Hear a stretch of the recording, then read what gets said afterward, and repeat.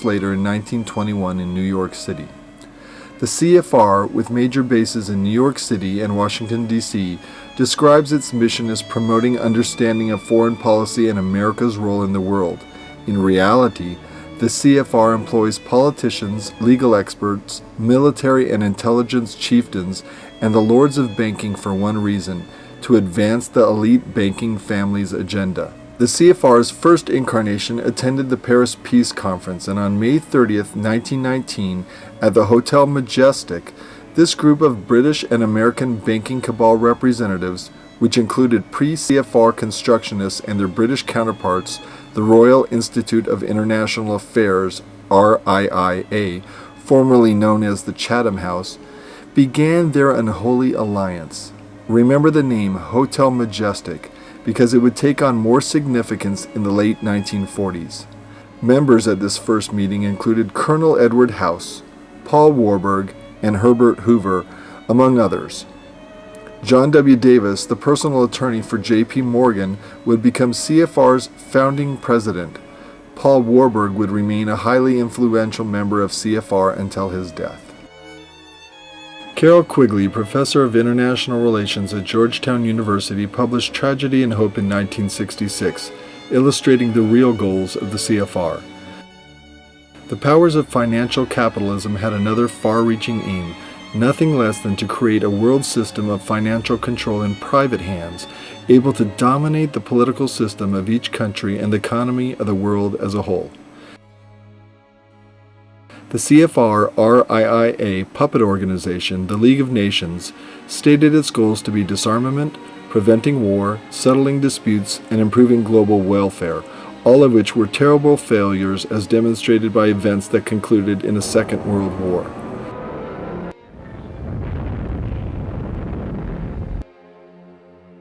The League not only proved incapable of preventing aggression by the Axis powers in the 1930s, but was led by the cabal who financed the Axis and enriched themselves through its financial commissions. The League of Nations had a council of 4 permanent members: Great Britain, France, Italy, and Japan, and 4 inconsequential, non-permanent members were elected every year by the Assembly in a token show of power sharing. However, by 1933, both Japan and Germany had quit the council meetings.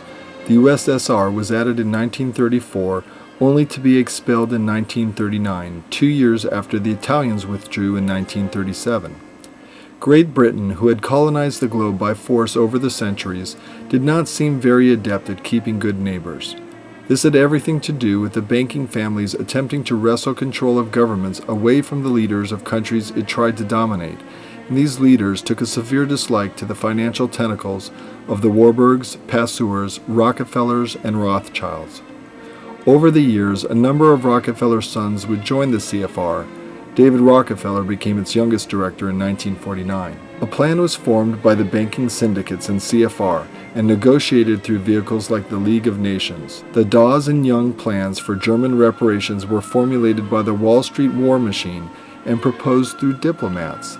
These reparation loans generated huge windfall profits for the multinational bankers. The negotiators and profit takers for the U.S. and German sides were the same people who helped Hitler and the Nazis rise to power in post-World War I Germany. In 1926, Albert Vogler became the head of Germany's largest steelworks, Vergnügt Stahlwerk, and as early as 1928 he began to fund the Nazi Party. He joined with other industrialists in signing the letter that successfully urged Paul von Hindenburg to appoint Adolf Hitler as Chancellor. Scholar Anthony Sutton makes it clear: after profiting handsomely from the German hyperinflationary distress of 1923 and planning to place the German reparations burden onto the backs of American investors, Wall Street found it had brought about the 1929 financial crisis. Meanwhile, Henry Ford made plans and implemented the construction of a massive factory in Cologne, which began building trucks that would later enable the Third Reich to invade France, Eastern Europe, and Russia. In 1931, Ford deferred many management duties in America to ex-boxer Harry Bennett, who enforced his will as Ford's fist with hired strongmen and ex-convicts.